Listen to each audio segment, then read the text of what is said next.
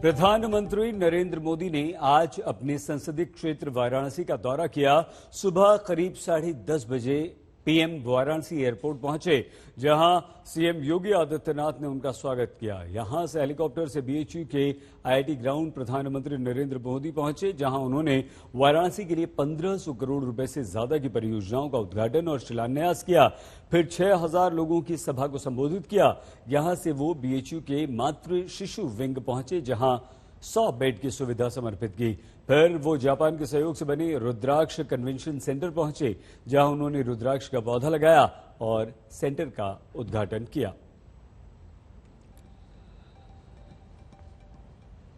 प्रधानमंत्री नरेंद्र मोदी 8 महीने के बाद काशी पहुंचे। आगे उत्तर प्रदेश का चुनाव आ रहा है, इसलिए पीएम मोदी ने विकास के बहुत सारे दावे और वादे किए और इन वादों और दावों में उनके चुनावी इरादे साफ जाहिर हो गए।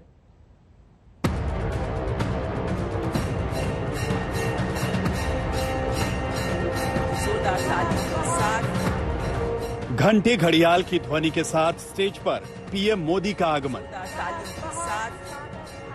संसदीय क्षेत्र काशी नगरी में सौगातों की झड़ी।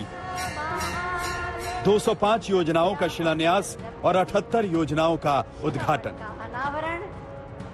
लगभग 1500 करोड़ की परियोजनाएं काशी। महादेव की नगरी में हर हर महादेव के नारे से संबोधन का श्री गणेश। और फिर मन मोहने के लिए पूर्वांचली अंदाज में संबोधन की शुरुआत। काशी के सभी लोगन के प्रणाम। 8 महीने बाद पीएम मोदी वाराणसी पहुंचे तो सामने 2022 की चुनावी चुनौती नजर आई।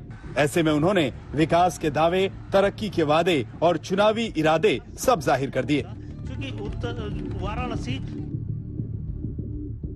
कोरोना की दूसरी लहर की पीड़ा चुनावी राह का रोड़ा बनी हुई है, तो शुरुआत उसी रोड़े को हटाने से हुई। कोरोना वायरस के बदलते हुए और खतरनाक रूप ने पूरी ताकत के साथ हमला किया था, लेकिन काशी सहित यूपी ने पूरे सामर्थ्य के साथ इतने बड़े संकट का मुकाबला किया। ये तो 100 साल में पूरी दुनिया पर आई सबसे बड़ी आफत है, सबसे बड़ी महामारी है। सेकेंड वेव के दौरान यूपी ने जिस तरह कोरोना संक्रमण को फैलने से रोका, वो अभूतपूर्व है। कठिन समय था, लेकिन आपने प्रयासों में कोई कमी नहीं छोड़ी। दरअसल कोरोना की दूसरी लहर का कहर भारत पर टूटा और पूरी दुनिया भारत की मदद में जुट गई। यूपी में संक्रमण की रफ्तार तेज रही और खुद मुख्यमंत्री योगी भी वायरस की चपेट में आए। अब 2022 के चुनाव में पीएम मोदी और योगी दोनों को पूरी ताकत के साथ उतरना है। काशी दौरे में पीएम मोदी ने सीएम योगी की जमकर पीठ थपथपाई, कई बार उनकी तारीफ की। काशी का आधुनिक ज्ञान और विज्ञान के केंद्र के रूप में भी निरंतर विकास जरूरी है। योगी जी की सरकार, ये सरकार आने के बाद इस दिशा में जो प्रयास हो रहे थे, उनमें और तेजी आई है। मेक इन इंडिया के लिए यूपी पसंदीदा जगह बन रहा है। इसका एक बड़ा कारण है, यूपी में योगी जी की सरकार द्वारा इंफ्रास्ट्रक्चर पर फोकस। मुझे भी कई बार सोचना पड़ता है कि यूपी के कौन से विकास कार्यों की चर्चा करूं, कौन से कार्यों की चर्चा छोड़ दूं। ये सब योगी जी के नेतृत्व और यूपी सरकार की कार्यनिष्ठा का कमाल है। काशी के लोग तो देखते ही हैं कैसे योगी जी लगातार यहां आते हैं, एक एक विकास योजना की समीक्षा करते हैं, खुद ऊर्जा लगाकर कामों को गति देते हैं। ऐसी ही मेहनत ये पूरे प्रदेश के लिए करते हैं।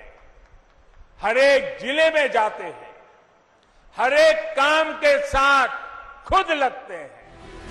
आदरणीय प्रधानमंत्री जी, प्रधानमंत्री के संबोधन से पहले मुख्यमंत्री योगी भी उनके मार्गदर्शन को शिरोधार्य कर रहे थे। कोरोना से लड़ाई में पीएम मोदी के नेतृत्व की प्रशंसा कर रहे थे। विगत 16 महीनों से पूरा देश और पूरी दुनिया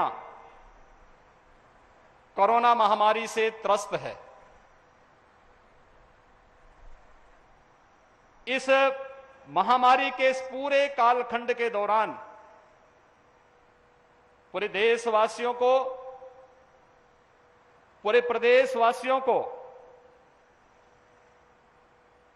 जो योग्य मार्गदर्शन और नेतृत्व आदरणीय प्रधानमंत्री जी का मिला, दुनिया के तमाम देशों में न केवल उसकी सराहना हुई बल्कि लोगों ने उसे आत्मसात भी किया।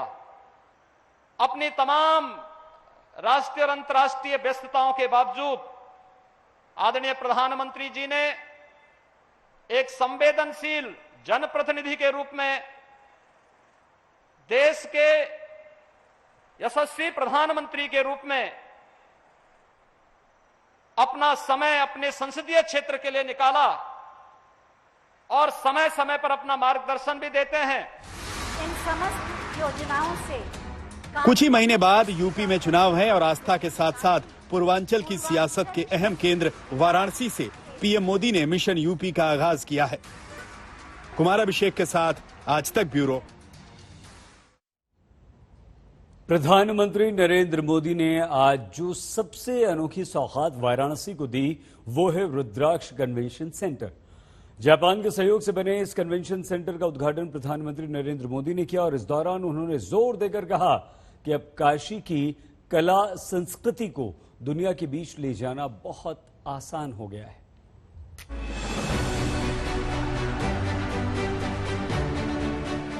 इस इमारत में आधुनिकता की चमक भी है और सांस्कृतिक आभा भी है।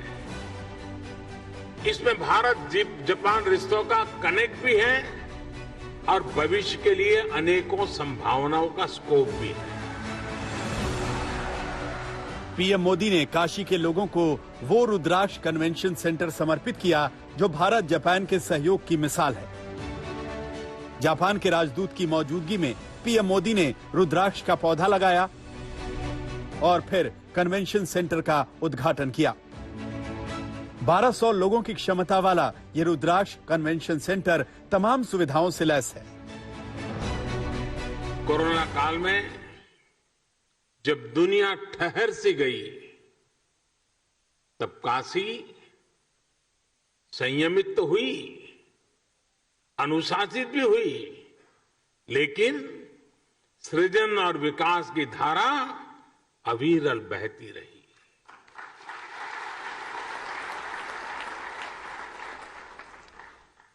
काशी के विकास के ये आयाम,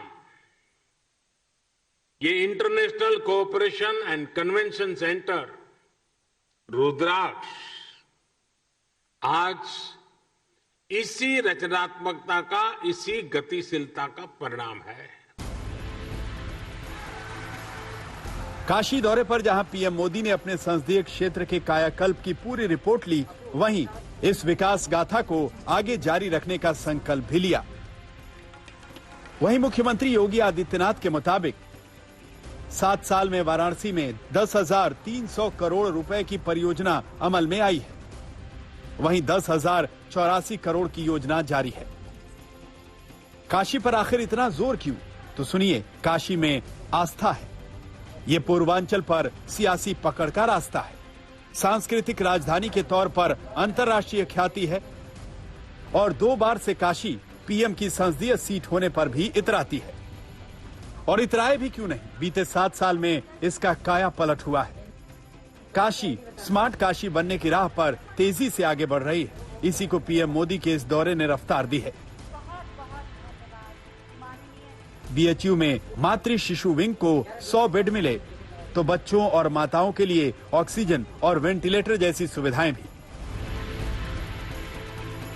यही नहीं, गोदौलिया में मल्टी लेवल पार्किंग, 80 घाट पर क्रूज और food court, Varanasi Ghazipur 3 lane flyover भी काशी को समर्पित किया गया। विकास के बीच काशी के वासियों के जीने का अंदाज अलग ही है। लिहाजा पीएम मोदी ने इस पर खास जोर दिया कि बीते 7 साल में काशी अपनी मौलिक पहचान को बनाए रखते हुए भी विकास के पथ पर तेजी से आगे बढ़ रही है।